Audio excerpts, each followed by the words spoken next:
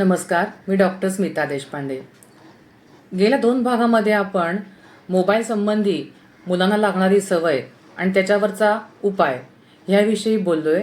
आज आपण मोबाईलच्या अतिवापरामुळे मोठ्यांमध्ये आणि लहानांमध्ये काय दुष्परिणाम होऊ शकतात ते बघणार आहोत। मोठ्या माणसांच्या मध्ये कामासाठी लोकांना बराच वेळ मोबाईलचा वापर करावा लागतो।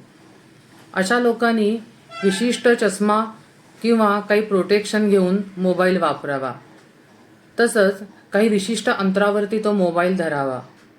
तसंच मोबाईलचा जो उजेड पडण्याची जी व्यवस्था असते म्हणजे प्रकाश जो येत असतो तो त्याची पॉवर थोडी कमी करावी, जेणेकरून डायरेक्ट डोळ्यामध्ये प्रकाशाचा झोत शिरत नाही।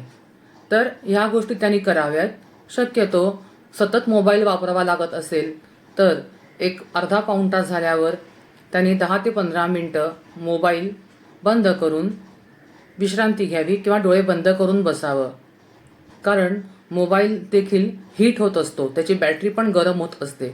आपण बघितलं असेलच की मोबाईल फुटण्याच्या किंवा बॅटरी म्हणजे फुटून ॲक्सिडेंट अपघात होण्याच्या घटना देखील आपल्या कानावर पडत असतीलच।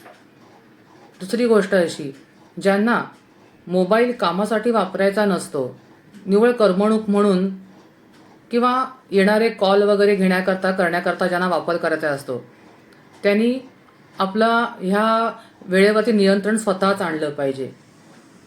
तसंच झोपताना देखील फार वेळ मोबाईल बघत राहू नये, कारण आपल्या डोळ्यांना एक प्रकारचं झोपेसाठी एक हॉर्मोनची गरज असते। सतत मोबाईल बघितल्यानं, झोपेपर्यंत मोबाईल बघितल्यानं झोपेवरती परिणाम होऊ शकतो। तसंच आपण आडवं राहून एका वेगळ्या पोझिशनला मोबाईल बघत असतो, त्याच्यामुळे मानेच्या विशिष्ट नसा तसेच डोळ्यातले विशिष्ट नर्व्स किंवा तंतू यांच्यावर देखील प्रेशर येत असतं। तसंच मोबाईलचा जर प्रकाश जास्ती असेल तर त्याच्यामुळे देखील हा परिणाम होऊ शकतो। यासाठी आणि त्याने झोपही लवकर लागत नाही, त्याच्यामुळं प्रत्येकानं झोपण्यापूर्वी अर्धा पाऊण तास तरी मोबाईल बघू नये।